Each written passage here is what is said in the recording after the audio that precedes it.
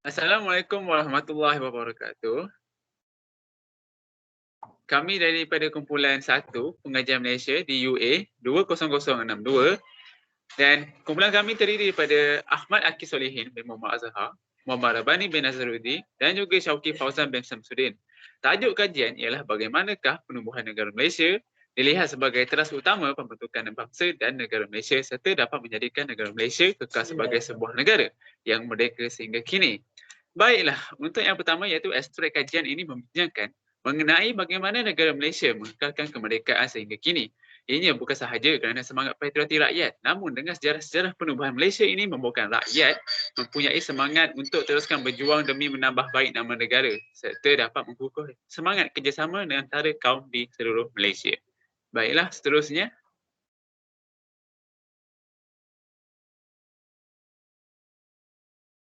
Ahmad Akil. Tak nampak slide, nampak bab 1 pendahuluan. Baiklah, 1.1 pengenalan. Pembinaan negara Malaysia berdasarkan acuan yang unik telah dilaksanakan melalui pelbagai laluan. Salah satu laluan yang paling penting ialah pendidikan dan bertindak sebagai wadah utama untuk membentuk perpaduan masyarakat dan sebagai hasilnya.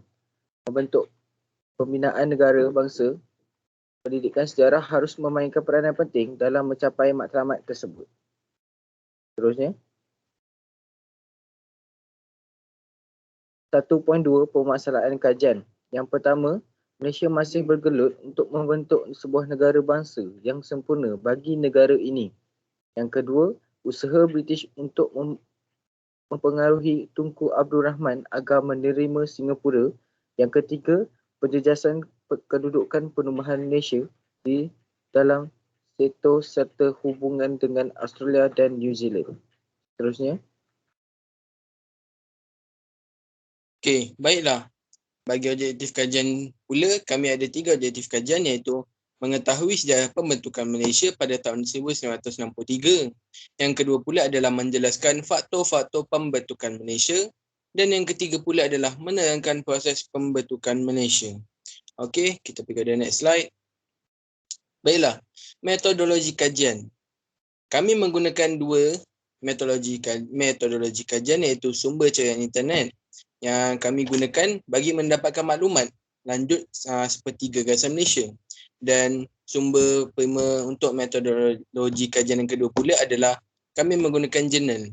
Salah satu contoh jurnal adalah Gagasan Malaysia dan Pelibatan British, iaitu tulisan Muhammad Fz Abdul Razak.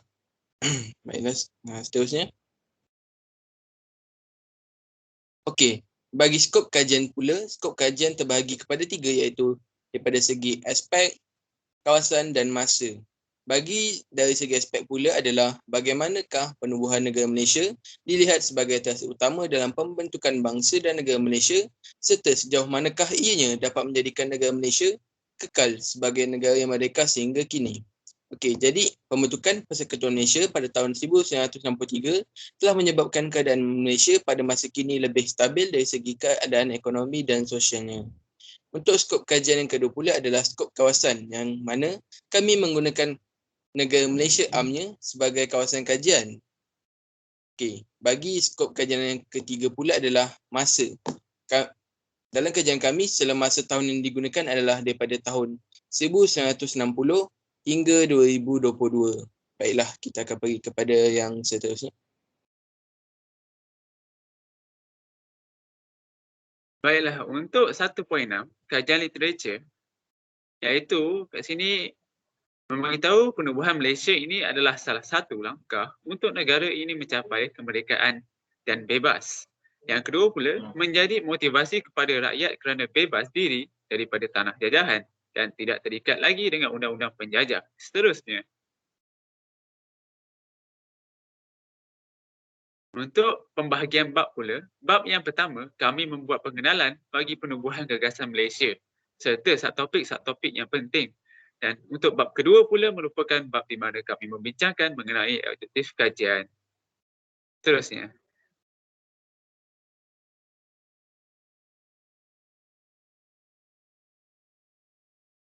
Okey, baiklah. Untuk 1.8 kepentingan kajian. terbahagi kepada dua. Yang pertama, Wang Guanwu pernah mengangkat martabat sejarah dari sudut kepentingan mengingati masa lalu. Yang kedua pula, Sartono Kartodijo mengatakan pendidikan sejarah berperanan sebagai alat didaktik khususnya sebagai tunjang pendidikan nasional. Dan seterusnya. Okey, baiklah. Kalau kepentingan kajian ni adalah kajian tentang penubuhan negara Malaysia dapat dilihat sebagai test utama pembentukan bangsa dan negara Malaysia serta menjadikan negara Malaysia kekal sebagai sebuah negara yang merdeka sehingga kini. Memang tidak dapat dinafikan bahawa sejarah merupakan tunjang bagi mengukuhkan kesinambungan pembinaan sebuah negara. Penubuhan negara dapat direalisasikan melalui pendidikan, khususnya pendidikan sejarah yang merupakan test penting dalam dasar pendidikan. Seperti yang tadi kawan saya telah bagi tahu, ini adalah dua pendapat tokoh mengenai kepentingan sejarah dalam kehidupan. Okey, kita akan pergi kepada yang seterusnya. Bab 2, pembentukan negara dan bangsa Malaysia.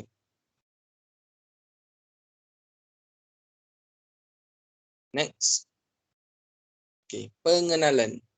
Penubuhan Persekutuan Malaysia pada tahun 1163 merupakan satu peristiwa sejarah yang penting sebab ia banyak mengubah landscape politik negara serantau Asia Tenggara. Pembentukan Persekutuan Malaysia mewujudkan satu negara bangsa yang lebih besar di Asia Tenggara yang merangkumi Persekutuan Tanah Melayu, Singapura, Sabah, Sarawak. Beberapa penulisan penting mengenai proses penubuhan Malaysia telah diterbitkan oleh para sarjana dalam 2 dekad yang lepas. Okey. Pada awalnya, idea penubuhan gagasan Malaysia telah ditolak oleh Tunku Abdul Rahman dan para pemimpin pada ketika itu. Namun hal yang demikian kerana beliau dan pemimpin Tanah Melayu yang lain menolak percantuman bersama Singapura atas alasan disebabkan oleh keadaan politik. Okey, kita kepada yang seterusnya. Baiklah, sejarah pembentukan Malaysia pada tahun 1963. Baiklah. Pembentukan Malaysia ini merupakan konsep yang menggabungkan beberapa bekas tanah jajahan British di Asia Tenggara. Baiklah. Idea telah dikemukakan bagi penyatuan wilayah penguasaan British di Asia Tenggara dalam satu pentadbiran dan ekonomi. Tujuannya adalah memudahkan pentadbiran pihak British. Tunku Abdul Rahman Putra Al-Haj pula telah mengeluarkan idea penggabungan Persekutuan Tanah Melayu dengan Sarawak, Sabah, Singapura, Brunei untuk merdeka dalam satu sistem kerajaan persekutuan. Baiklah, seterusnya.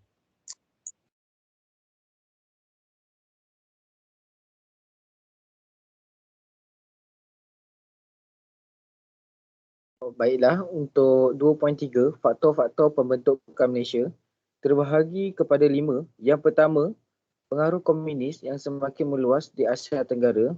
Yang kedua pula, memberi kemerdekaan kepada Sabah, Sarawak, Brunei dan Singapura.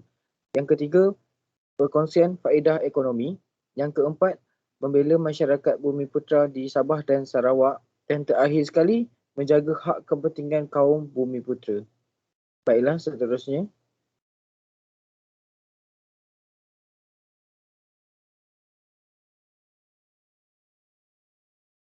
Baiklah, 2.4. Proses pembentukan Malaysia. Kami telah kemukakan 4 proses pembentukan Malaysia dalam kajian ini. Yang pertama, pada tahun 1961, Jawatan Kuasa Perundingan Pembentukan Malaysia, JPPM, telah ditubuhkan.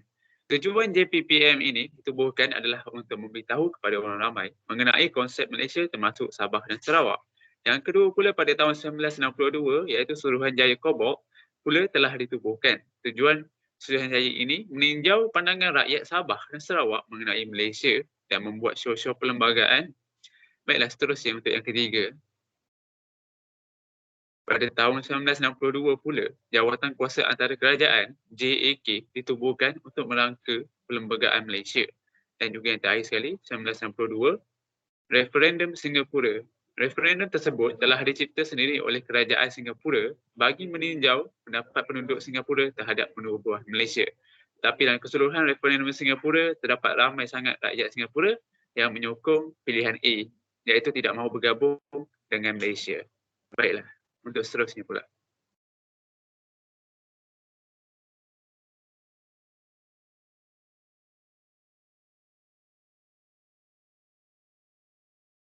Baiklah, untuk 2.5 kesimpulan.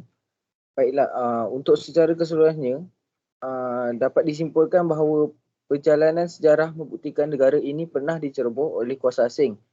Masyarakat Melayu selaku masyarakat Bumiputera telah mengusahakan pelbagai cara bagi mengembalikan kedaulatan negara, mengorbankan jiwa dan raga mereka untuk perjuangan ini kemudiannya disusuli juga oleh kaum-kaum yang lain yang kemudian bersama-sama berusaha untuk memartabatkan sebuah negara yang merdeka. Kerjasama dan tolak ansur antara kaum akhirnya membuahkan hasil apabila kemerdekaan berjaya dikecapi dan matlamat kemerdekaan negara berdaulat tercapai pada tahun 1957. Okey, seterusnya. Baiklah, kita dah sampai kepada bab ketiga iaitu kesimpulan daripada bab 1 dan juga bab 2. Baiklah, seterusnya. Baiklah, Malaysia telah kekal sebagai sebuah negara yang merdeka sehingga kini kerana Malaysia mempunyai penduduk yang berbilang kaum seperti 3 kaum utama di Malaysia iaitu Melayu, Cina dan juga India. Setiap kaum mempunyai latar belakang dan identiti yang berbeza. Malaysia dikenali di mata dunia atas dasar kepelbagaian masyarakat ini yang digelar masyarakat majmuk. Kini, negara Malaysia telah didiami oleh pelbagai bangsa, kaum dan etnik daripada Perlis hingga ke Sabah, Amni. Corak masyarakat Malaysia berlaku disebabkan oleh perubahan masa dan keadaan, perubahan struktur politiknya. Dengan adanya kepelbagaian kaum, maka wujudlah kepelbagaian adat Islam, budaya, bahasa, agama dan sebagainya. Konklusinya, pelbagai pihak telah memainkan peranan yang penting dalam usaha mendapatkan kemerdekaan di tanah Melayu dan usaha pembentukan Malaysia. Dalam usaha inilah, masyarakat saling bersatu padu dan bekerjasama bagi kesenangan hidup generasi akan datang. Masyarakat hari ini sewajarnya menghargai usaha tokoh-tokoh yang terlibat dengan sentiasa mengelakkan timbul bibit-bibit pergaduhan perkauman dan mengambil pendekatan musyawarah sebagai penyelesaian masalah. Baiklah, kami rasa setakat itu sahaja perbincangan daripada kumpulan kami. Sekian, terima kasih.